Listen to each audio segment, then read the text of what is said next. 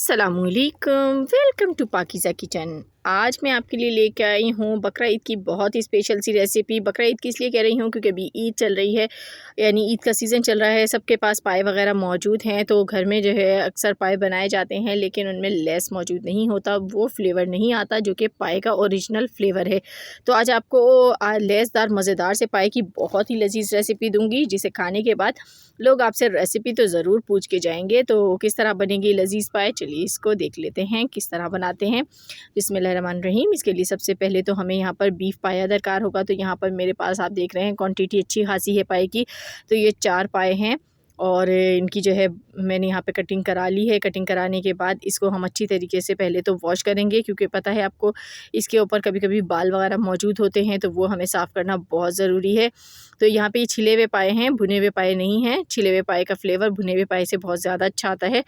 आप लोगों से मेरी छोटी सी रिक्वेस्ट भी होती है, वीडियोस को लाइक और चैनल को ज़रूर सब्सक्राइब कर दिया करें, क्योंकि मैं आपके लिए मुनफरिद और मज़ेदार सी रेसिपीज़ लेकर आती ही रहती हूँ। तो यहाँ पर देखें पाए को मैं वॉश कर रही हूँ, खुले पानी में बिल्कुल आपने वॉश करना है। उसके बाद आप पानी देख लें इसमें कितनी क्वांटिटी रखनी है, हमें उबलने के लिए पाए को रखना है। तो हमने देखें इसमें इतना पानी रखा है कि पाए अच्छी तरह से डिप हो गए हैं। और डिप करने के बाद इसमें नमक शामिल करूँगी मैं। यहाँ पर 2 खाने के चम्मच भर के नमक डालूँगी और इसे फ्लेम पर रख दूँगी पकने के लिए। और हम इसे लो फ्लेम पर पकाएँगे, और यकीन मानिए धीमी आँच पर जब पाए बनते हैं तो उनका अलग ही अरोमा और फ्लेवर आता है। तो इसको तकरीबन 4 घंटे पकाना है लो फ्लेम पर।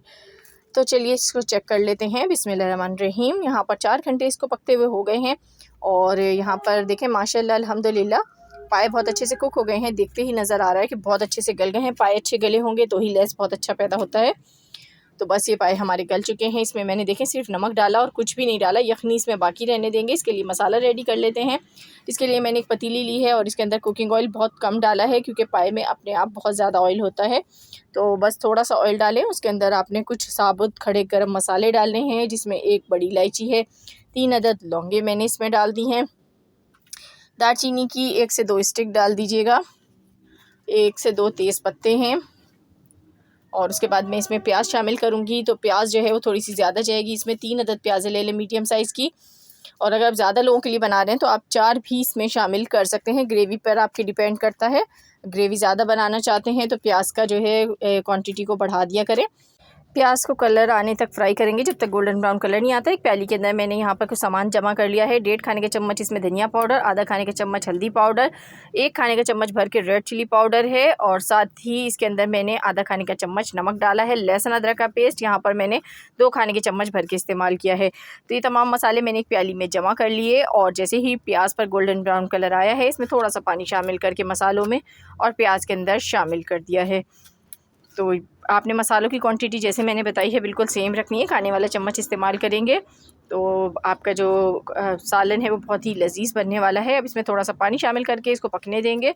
तकरीबन इसको मैं 20 मिनट तक पकाया है मैंने, और ये देखें अब कितना अच्छा सा ये भुनना शुरू हो गया है। अब आपने जो है इसको या तो ग्राइंड कर लीजिए, या फिर जो है आपने अच्छी तरीके से इसको कुक करना है कि इसका जो मसाला है वो बिल्कुल फ़ाइन हो जाए, प्याज बिल्कुल गल के टूट जाए। उसके बाद इसके अंदर आपने दही शामिल करनी है, सिर्फ 2 खाने के चम्मच, और ये डाल के मिक्स कर लेंगे मसाले के साथ, और इसको अच्छी तरह से आपने भून लेना है। भुनाई बहुत अच्छे से करेंगे। तो देखिए हमारी जो मसाला है वो भी रेडी है, यहाँ पर पाए भी गले हुए हैं। तो अब हमने जो मसाला रेडी किया है ना, इसको हमें पाए में शामिल कर देना है।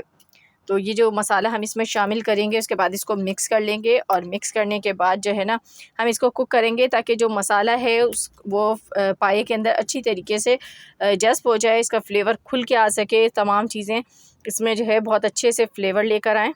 तो बस इसको अच्छी तरह मिक्स करने के बाद अभी हमें इसे कुक करना है। अभी सालन रेडी नहीं हुआ है, तो इसको तकरीबन आपने आधा घंटा इसी तरह से पका लेना है। तो इसको पकने देंगे। तो देखें सालन को पकते हुए आधा घंटा हो चुका था। बस लास्ट में मैंने गरम मसाला पाउडर डाला है आधा खाने के चम्मच, जो कि क्लिप मुझसे थोड़ा सा मिस हो गया है, लेकिन बस आपने इसमें गरम मसाला ही लास्ट में ऐड करना है।